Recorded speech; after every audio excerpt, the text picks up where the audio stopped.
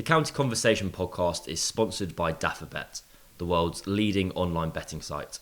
To find out more, visit daffabet.com.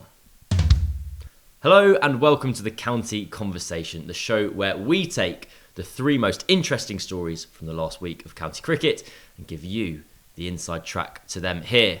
I'm Cameron Ponsonby. I'm Nick Friend. And we haven't queued you to do this, George, but you can introduce yourself as well. Well, you went silent on me just then. No! But I think all I have to do is say my name. I mean, my name's George Dobell. Smashed it. He's a listener. It's one of the rare podcasts I've ever been on where I look like the least hungover person. This is so unfair. This is so unfair. I don't drink. I'm being cursed with, if I have 8 hours of sleep and having not gone out and not done anything, I look worse than if I did. So that's It's meant to be 8 hours sleep a night, not a week. I'm well rested. I did some good work. I worked. I played football, lost 6-1 last night, then came home and did some writing. Anyway, our three topics for this week. New schedules for the men's English summer. Have we finally got a conclusion? And what could it look like? George Dobell, who's here, joins us for that.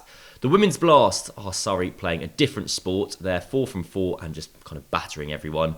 Northamptonshire, we like fun teams and they're a fun team. A mixture of legends and misfits who have one foot already in the blast quarterfinals. We take a look.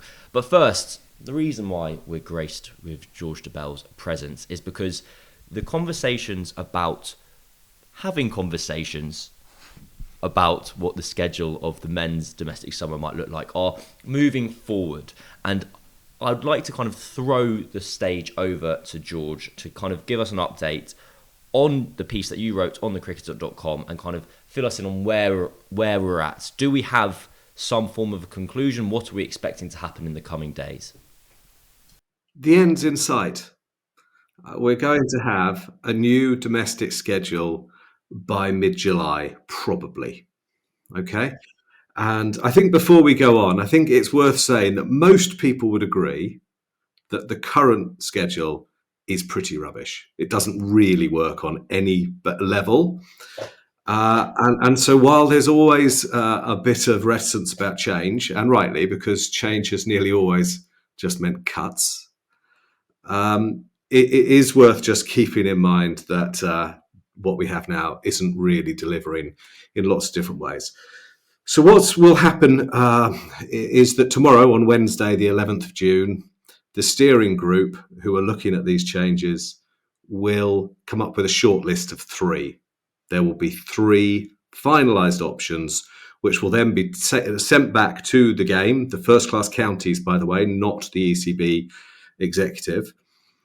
And those counties will discuss them, go back to report back any concerns and the idea is that there'll be a meeting at the start of July where they will reach a consensus and then the professional game committee will make a recommendation to the ECB board and the ECB board will meet in July. I can't remember what that date is, the 10th or something. And that will be the new domestic schedule agreed. That's where we are. Do we have an idea in terms of the county championship? I know we'll get to the One Day Cup and the blast later. Do we have an idea in regards to the championship what those 3 preferred options look like? I mean, I'm very tempted to say yes, but they are very keen to say no. And strictly speaking, we don't. But I think we've got 3 broad outlines, and I'll give them to you now. But this is the day before they actually decide for sure what they are. Okay. So we're ahead of the game here. Breaking news. So, well, kind of. There has been movement. I think it's fair to say that where we are, certainly between George and I think we've got. I think we can cover off at the very least the different elements of the 3 options, if that makes sense. Like, there is a lot of movements within those options, but I think we broadly speaking know what, ballpark wise they're looking at. I agree. And I think also there's something close to consensus on limited overs cricket. And that is that there will be a reduction in blast games, almost certainly to 12. There will be a white ball 50 over competition running underneath the 100. So it won't be played at the start of the season. And then you're basically asking me, aren't you, Ronnie, the three options, what I think I am. they'll be. The suspense is killing me and the listeners. What are the three options? I just wanted to caveat it with the fact that they're very keen for me to say we haven't decided until tomorrow. I just want to make that really Okay, damn clear. right, okay. What have they not decided? Well, the first one I think will be very similar to a Bob Willis Trophy idea. So it will basically be conferences. And the benefits of that, for those who like it, are that all 18 teams can theoretically win the trophy at the start of the summer. So then you end up with 12 games. You basically end up with 12 games in every format here, by the way. So just as a reminder for those who may not remember, Bob Willis Trophy was what we played over the COVID summer and for 1 year afterwards, where all 18 teams basically was 3 conferences of 6, and you mix and match your 12 games over the course of summer, culminating in a final. Would that be correct? Yes, there would be semi-finals and a final and playoffs for every position. Those teams would play each other home and away. So that's how you end up with 12 games. So 5 games in the conference, home and away. Sorry, 5 teams you play. God, the 18th place playoff would be a game to be out. Hell of a game. Well, I think, am I right in thinking 18th would play 5th? Does that make sense? Or 6th even? No, 5th. Because the groups would be such, I think. You lost. This is in my piece, I think. So like you're 10-0 down, next goal wins kind of vibes. No. Because it's the accumulative points that decide the finishing position, but you obviously get rewarded for finishing 5th, and your reward, having not made it to the semi-finals, admittedly, is that you play the team that's 18th. Right. So then 17th would play 6th, 16th would play 7th, right? Okay, so what happens is if you're in the top 4 or whatever, you go semi-finals, final. You go to the semi-finals and finals.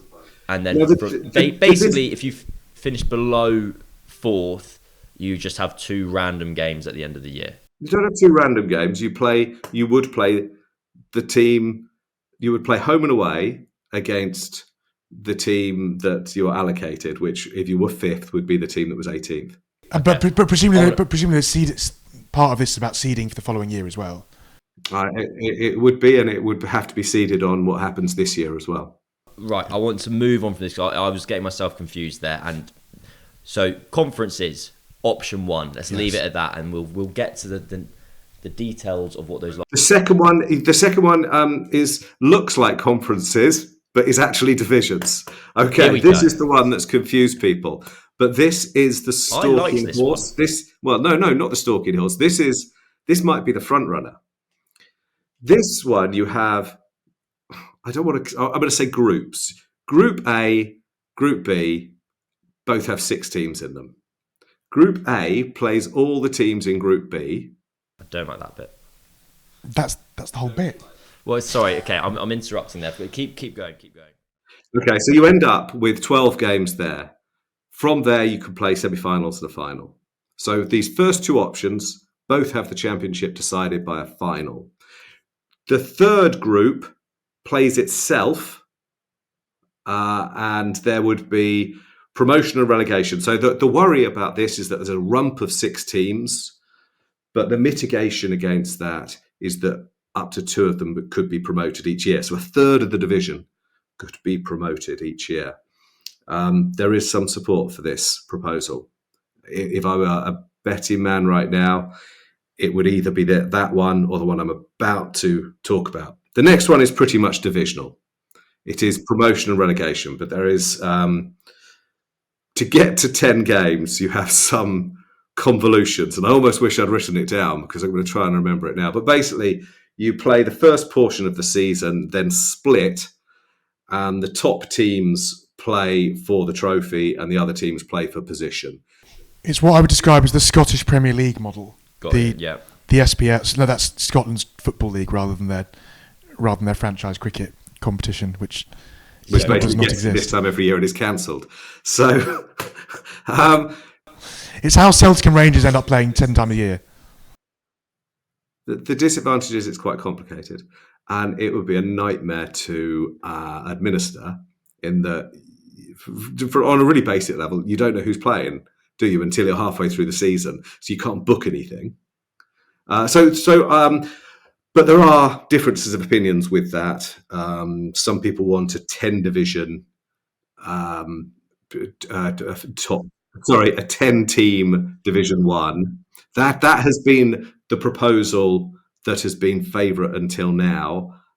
I think it's losing energy in the last couple of days.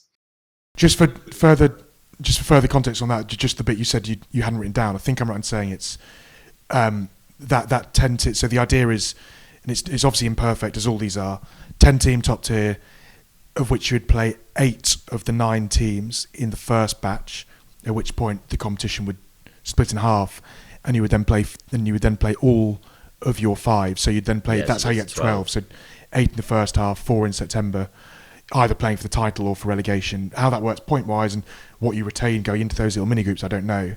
But that's just for clarity, that's the bit you referred to before. Yeah, I mean, again, I lost audio again just for a second, but I've got every confidence that you would have nailed the description, of course.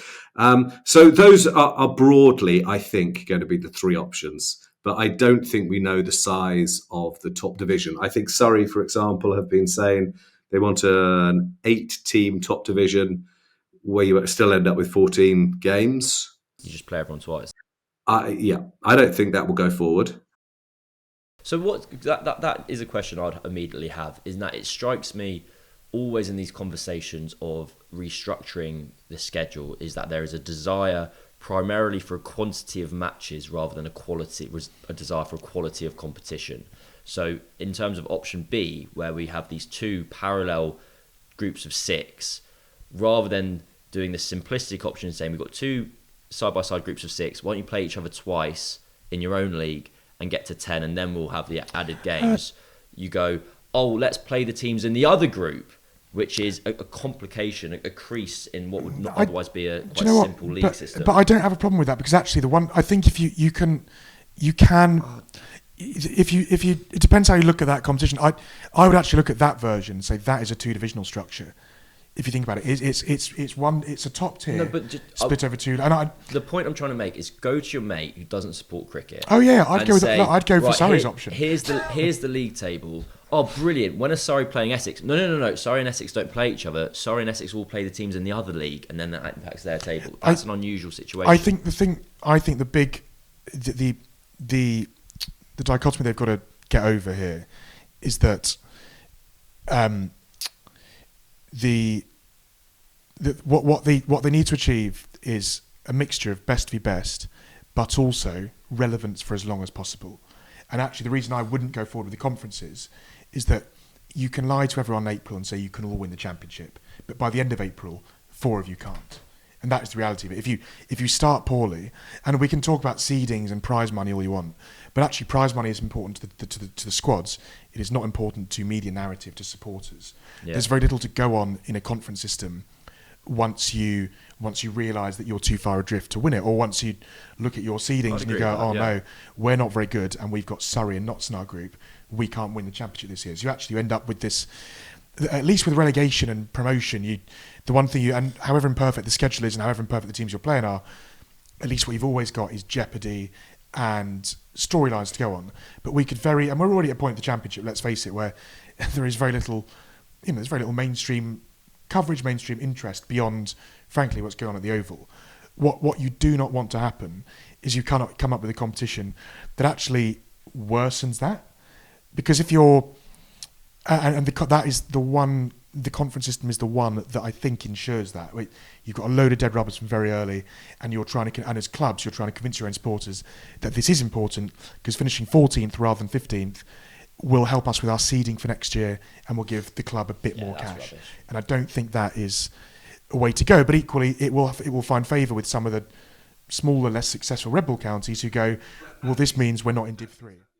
The ones supporting it are not necessarily anyone's favourite to win the championship. I mean, I think and that's the irony of it, isn't it? It's been set up to say that everyone can win it, but the reality is that the ones who are saying we like this are the ones who, at the back of their mind, kind of know they can't win it. So, question, to go back to where this kind of tangent began. Surrey saying let's have a Div 1 of 8 teams, let's all play each other twice. Isn't that neat and tidy? Why does that not have support? Well, for a start, you don't reduce the number of games. Now, you're asking a personal opinion versus a journalistic opinion. Yeah, I don't want them to reduce the number of games, but what I want went out of the window years ago. But there is a lot of agreement within the game, within the professional game, that they play too much. And I don't think Surrey, Surrey's idea makes sense maybe for those 8 teams in Division 1, but what about all the other teams in Division 2? I don't think it's even going forward. I don't think it's going to be one of the 3. I'm not even positive that they mean it.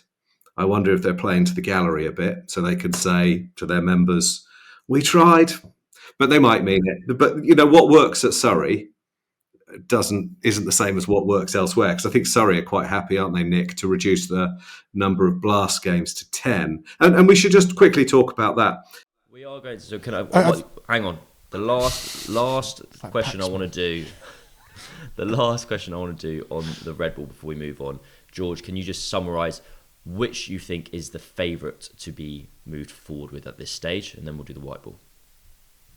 Possibly the one that you didn't. Possibly the one that. It's one of 2. I think it's one of the ones. Either one you didn't like, which is basically a top division of 12 but split into 2 6s, because there is. I do like that one.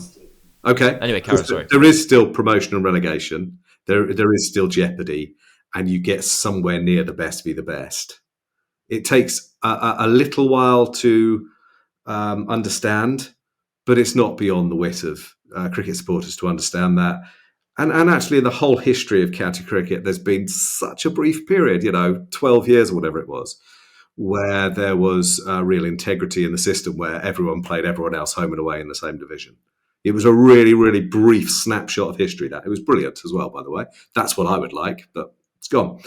And the other one is, there's ever more support for the divisional thing, because actually promotion and relegations work pretty well for English cricket.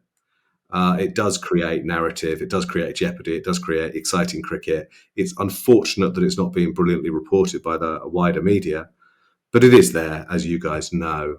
And the hope is that there'll be a rebranding, and that the season will start a little bit later in better conditions, and that this is an opportunity. I think you're going to ask me whether the PCA have a say. I don't think they have a direct say, but I think everything is being done having listened to their concerns about schedule, travel, all those things, those important things. Are the spectators being listened to? No, not really. Okay, so we're thinking that the 2 groups of 6, parallel groups of 6, with a Div 2/3 below is the current front runner. I actually quite like that as a potential format. I think it means you have 8 out of the 18 counties will either have been promoted, relegated in the semi-finals. You've got a lot of jeopardy, things on the line for a long period of time. White ball, let's start with the One Day Cup, because I think there's just the most overarching talking point there. For years, it feels like the kind of inverted commas common sense opinion has been to move the One Day Cup into like April as like a lead in, as in Nick's grimace next to me. It's felt like that has often been said by players and journalists as one solution to the schedule. That is no longer happening. Why not? It was never. There's a great irony with the One Day Cup stuff here. The one thing that isn't going to change is the one thing that everyone has spent the last 5 years saying doesn't work.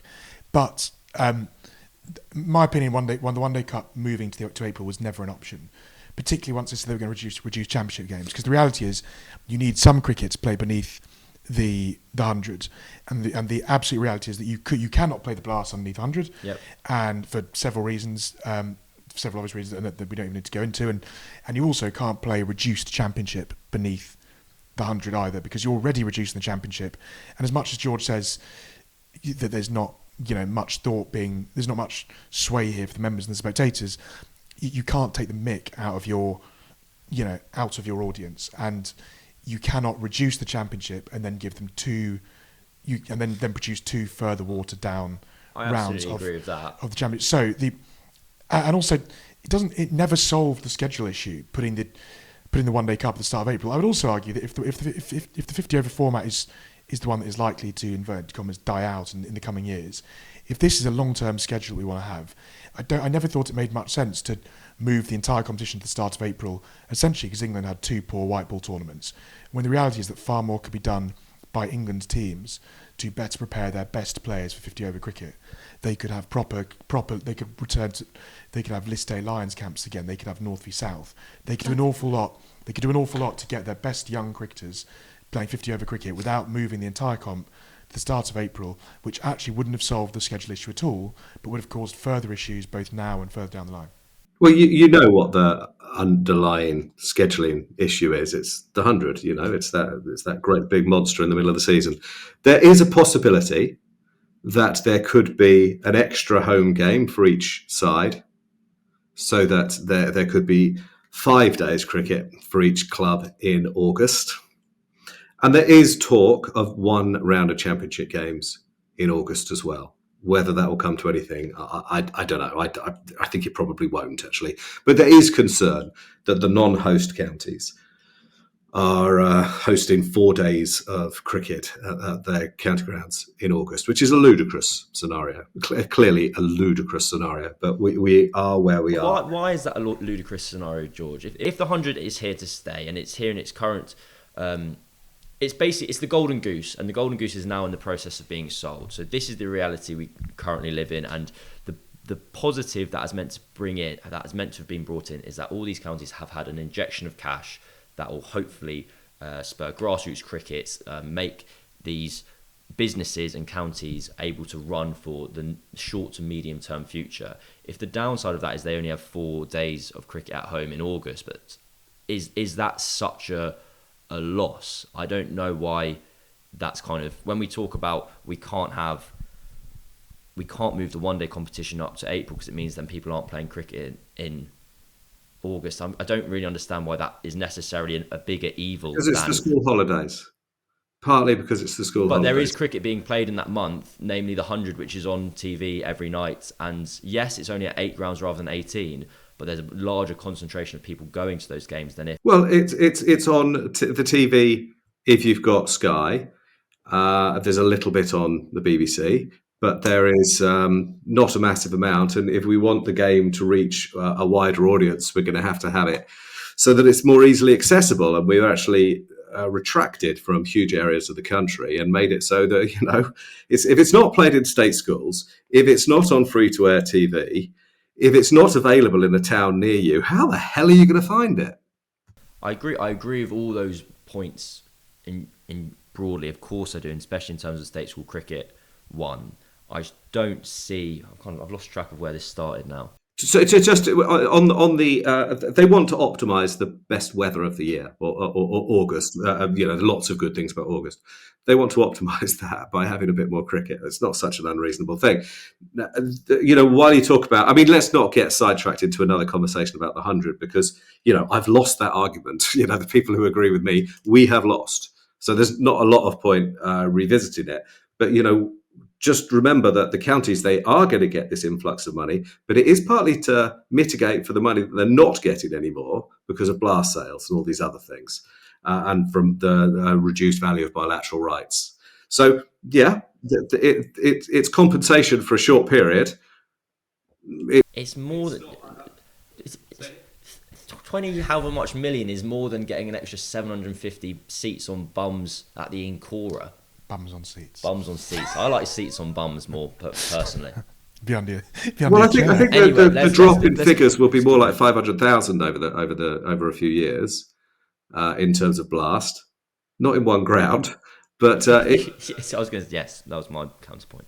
And equally, the bilateral TV values and the values of the ICC deals may fall by tens of millions, if not, when we're talking about the ICC deal, hundreds of millions. So, look, this influx, it's a huge amount of money. Don't want to say it isn't. It's definitely an opportunity. But you have to sell something to get something back. And by God, they've sold something. That's all. Okay, let's move on to quickly summarize. We're going to have 5 minutes on the blast here, if that. Okay, look, the blast has been brilliant for the non-host. When we say non-host, we mean not 100 hosting counties. We know it's been brilliant for years. diminishing returns, partly because the schedule is nonsense. In return for fewer games, they're getting promised better scheduling. That means more games on Friday nights and Sunday afternoons when they will sell, when there's predictability of fixture list, when they've got a chance to spread them out a little bit more so you don't host, say, 3 games in 8 days or whatever, has been happening of late. The counties are just about in agreement. Obviously, they would all prefer to have lots of games which they could sell out over the season, which is what I would have done, had it as a season-long competition with promotion and relegation, but I've lost. What they've been doing at the moment doesn't work. This is a reboot which might work, yeah. Perfect. Nick, any final thoughts? Only that I suppose like the drum I've been banging or beating, that drum for a period of time was, around particularly the welfare side. But actually, ironically, for all the stuff like the championship produced, the big shift that the playing side wants, and the actual, the cricket and the high performance and the health and safety elements were all about Blast. And the one expectation with this rebooted Blast is that it will go back to the original regionalised 3 groups, North, South, and then sort of Midlands, whatever they call that, the central group.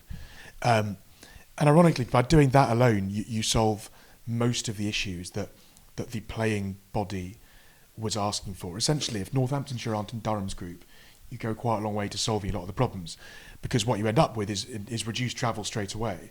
And by losing even 2 games in the Blast schedule, which is 1 home game for each county, then if you think about it, you're actually gaining 4 days back straight away in the schedule. And the 4 days back, no county plays more than 3 back-to-back games at the moment. You actually put those 4 days back into your schedule and you remove the whole back-to-back issue, particularly if Friday, Sunday, or in London with a couple, with a couple of counties who prefer Thursday, Saturday kind of thing.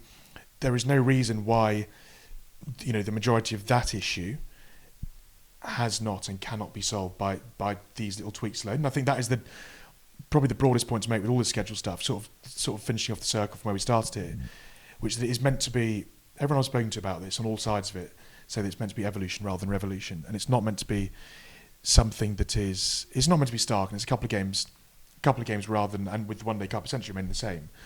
And I hope that is where it ends up. There's still a long way to go.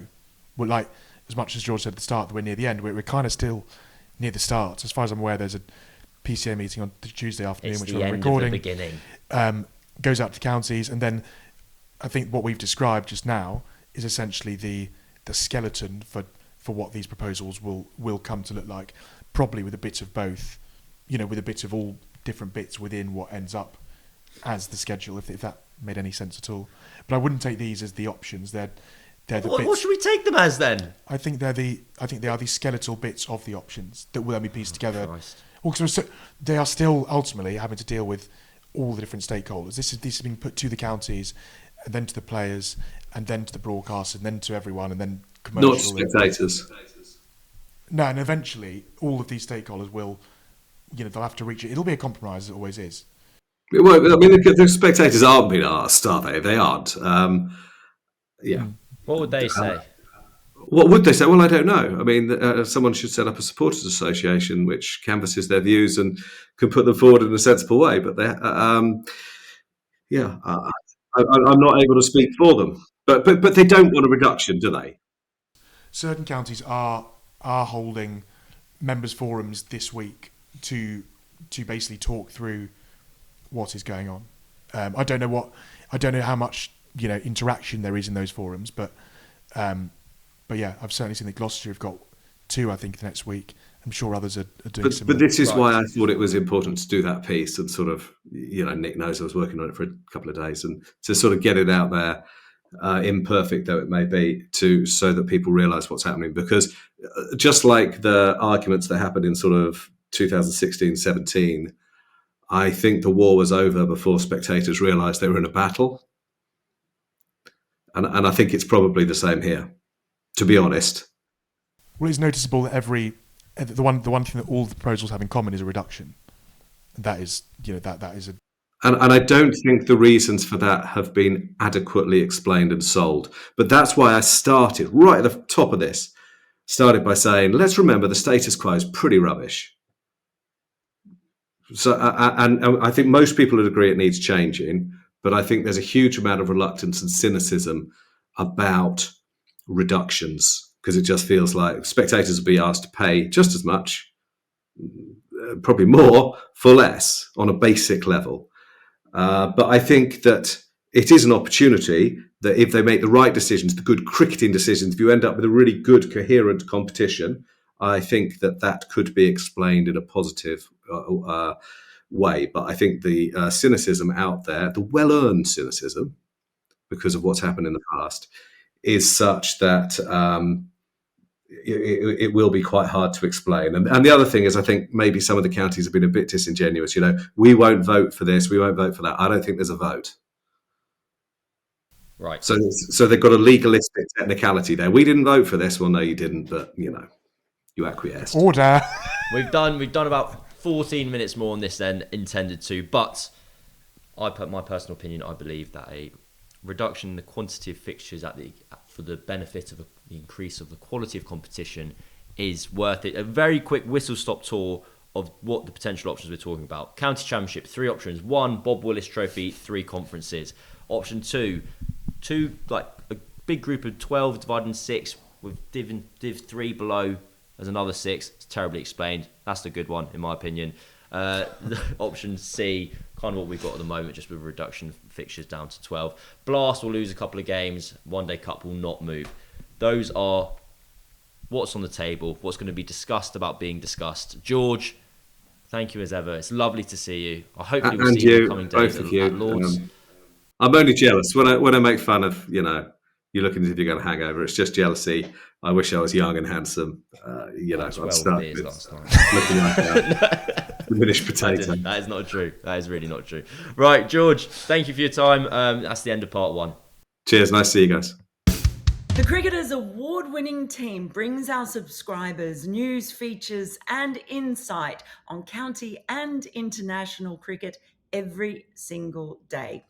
You can try us now by signing up for £1. Yes, you heard that correctly, just £1 at thecricketer.com/digital. Right, we're back. I'm exhausted. It feels like I've done 10 rounds with...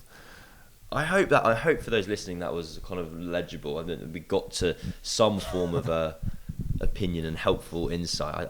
I basically just spent half an hour disagreeing with both my colleagues, both internally and externally. I didn't get a chance to say it on the previous recording, but he's punched me during the records. Yeah, between Nick, your opinion on like why it wouldn't work moving the One Day Cup, I just disagree with. Your opinion is wrong. But is that? I mean, opinions are. Because the whole point is, if you reduce... No, we've done this. No, but we haven't done it. We've done this. We're gonna do 2 minutes. Right, we're gonna hash it out. If you reduce the number of fixtures, your 2 county championship games fewer and 2 blast games fewer, that effectively saves you 2.5 to 3 weeks. That can be the competition run in April. Where we disagree is you say you need a competition below the 100 to be played. Yes, there are 400 professional cricketers in the country, and you're saying 300 of them don't need to play cricket in August, and I'm saying that is an incorrect opinion. I don't see why that's a 400 male professional cricketers in England. I don't understand why that's a greater evil than a team, an entire nation not playing a competition that is a format that is played at the international stage. If we want one day cricket to be a thing, players need to be able to play it. Also, you could just have a second team Red Bull comp. But your England team is all at the IPL in April anyway. No, it's not. How? No, Nick. No. How many England players were at the IPL this year? Not the whole team, but that. But your point was equally poorly developed. No, so you have 100 people not available to play. We've done this. You're wrong. Move on. Surrey Women. I cannot believe you just said that because Liam Livingstone can't play in the Metro Bank, that is the same as the top 100 white ball players in the country not being able to play in it. That is my point. Let the lads just play like a Red Bull, like second team comp or something. It doesn't matter. Or just don't play in August. No, sorry, but that's not my. Look, I will give you that. Where my disagreement with you came was you were saying we don't need to put on professional cricket in April. In August beneath 100. That is wrong. If there is a competition, then I'm open to discussions. But I'm not having which you said off air. They can all go and play club cricket because that is rubbish. Why not? I'll be in the threes. That'd be a shame. Anyway, let's move on. If you can't tell, me and Nick are back together in his flat. But crucially, we've been moved further apart. Yeah, we have been. So we had to sit next to each other when we were talking to George. We're 3 minutes into this bit. Surrey Women in the blast. Look, they're battering everyone. They have been playing at the Oval. Both their fixtures at the Oval, they've gone up more than 10 runs and over. They put on 213 against Hampshire. And then against Durham, they chased down 140 in about 13 overs. About 15 minutes, yeah. It was. We were both there. Is it possible for anyone to stop them? Because they are just this juggernaut now with the addition of Grace Harris. Yeah. Danny White-Hodges being able to play the early rounds. They're still going to get Capsey and Dunkley back from England at some point. They will lose them again.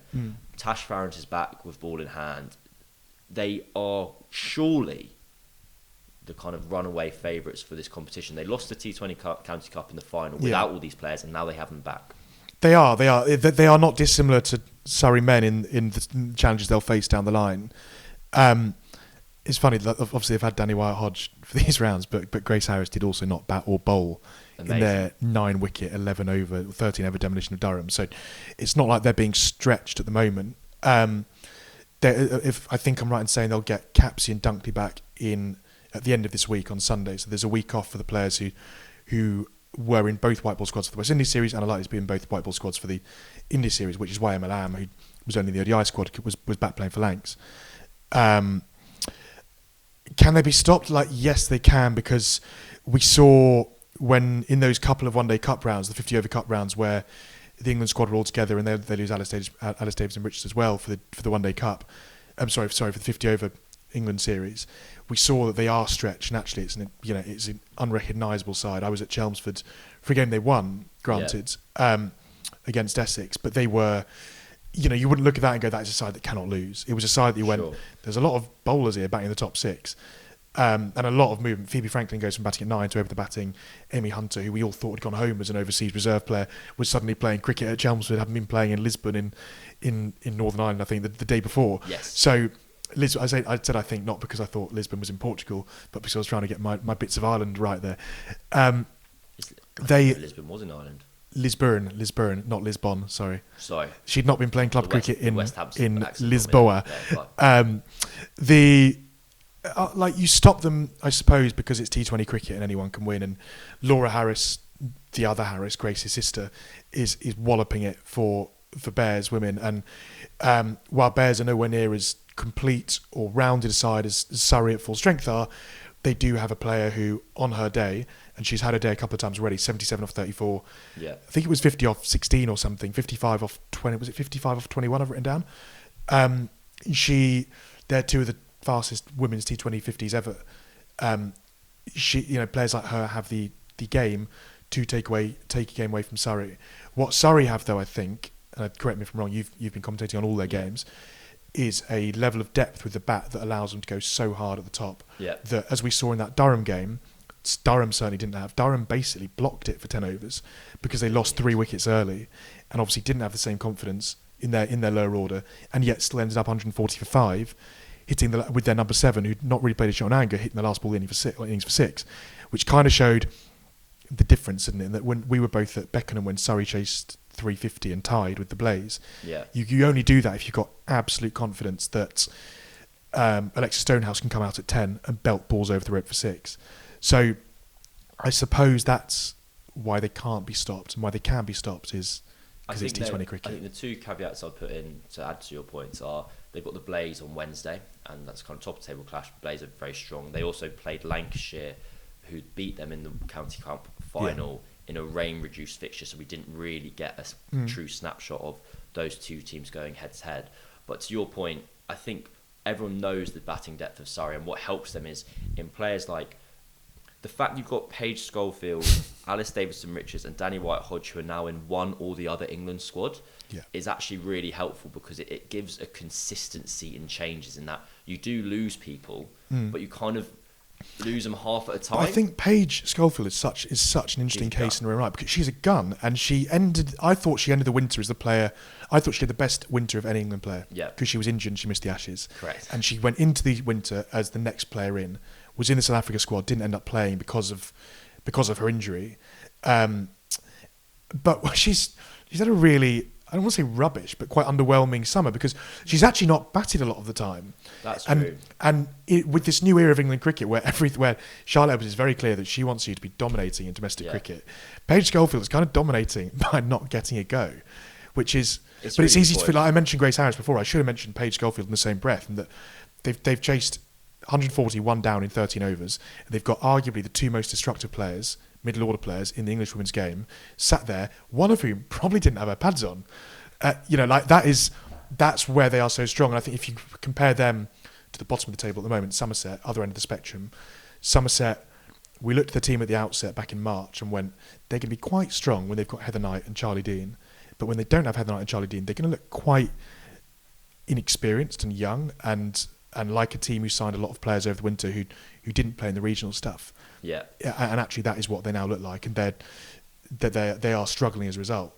Yeah, so just to kind of take a snapshot of the table as a whole, with 4 games into the Women's Blast as it stands at the time of recording, Surrey are 4 from 4, Somerset have had 1 no result and then 3 defeats, but very heavy defeats, lost by 8 wickets, 65 runs and 69 runs. So we're kind of slightly concerned for how they're going to go in effect, but it feels, it's the joy of having only 8 teams, and I mean that in terms of the fan experience, in that we are a week in and we're kind of across, or at least I am personally, across the storylines in the Women's Blast far more than I am in the Men's Blast, because the Men's Blast, there are 18 teams playing every 25 minutes. It's followable.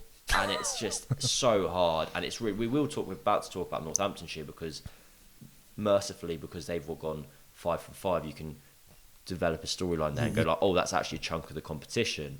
But in a way that we can't do with the men's competition, with the women's side of things, Surrey and Somerset, probably the 2 storylines where you've got one team going well, one team not going well, and that will work out. The last point I wanted to add on about Surrey is that where they'd struggled was with the ball. They kept on conceding heaps, basically, and people knew they had the batting depth. And having Tash Farron back is a big boost. So that's one, very obvious one. And 2, Rhiannon McDonald-Gay seems to have hit her straps, basically.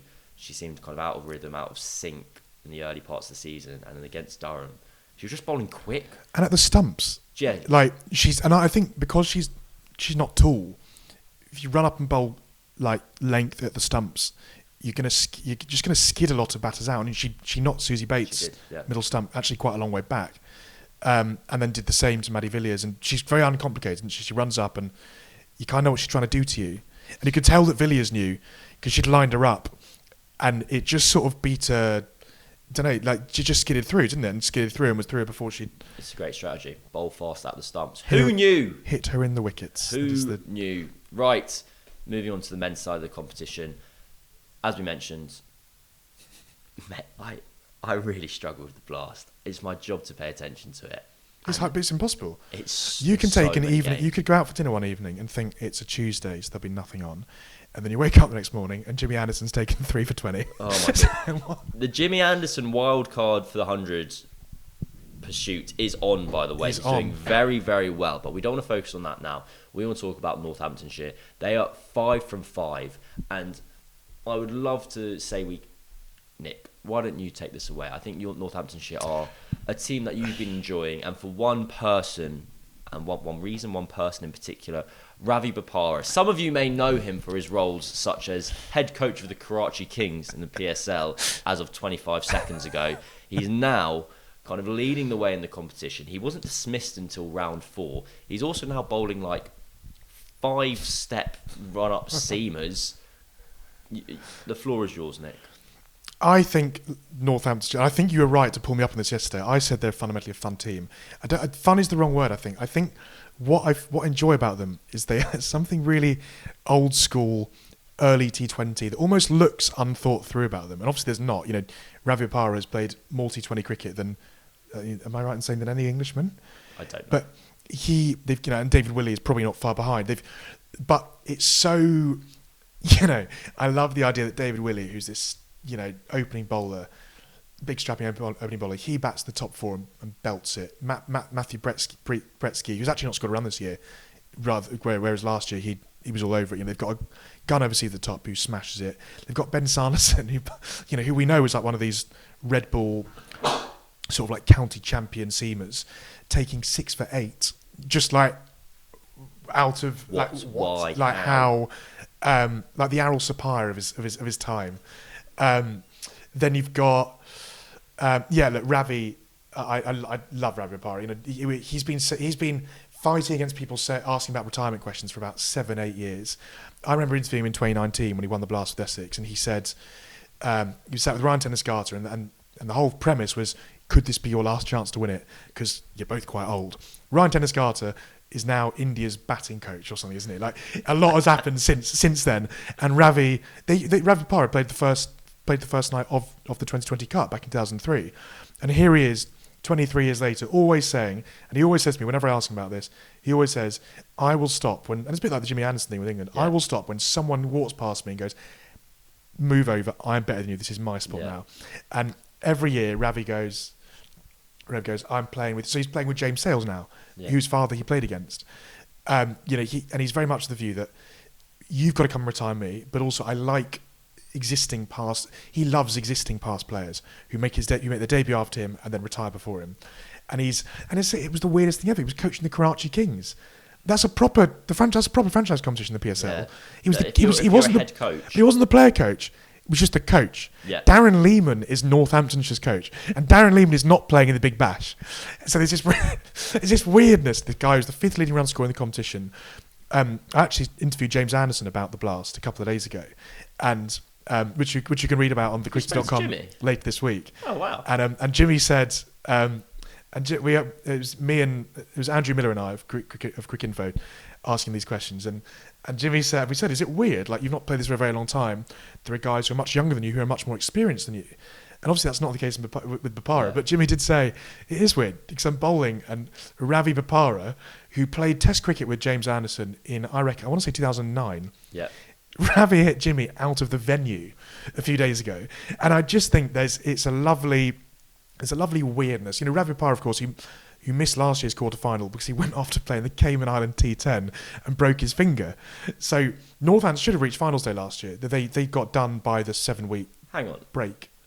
Ravi Bopara, rather than playing for Northamptonshire last year in the quarter-final... No, you've misheard that. Okay. During the 7-week break between the group stage and the quarter-final, he went to the Cayman Islands, broke his finger, missed the quarter-final. And if you remember, just before the quarter-final, they'd had that game that was abandoned in the Championship, in which 2 of their other players broke their fingers. So they were fairly threadbare. And the other player who I enjoy, because I think a lot of people in English cricket have kept an eye on him ever since this happened, is Lloyd Pope, who they've got as their overseas leggy. Yeah. He wasn't meant to be here. He's here because Ashton Agar was ruled out.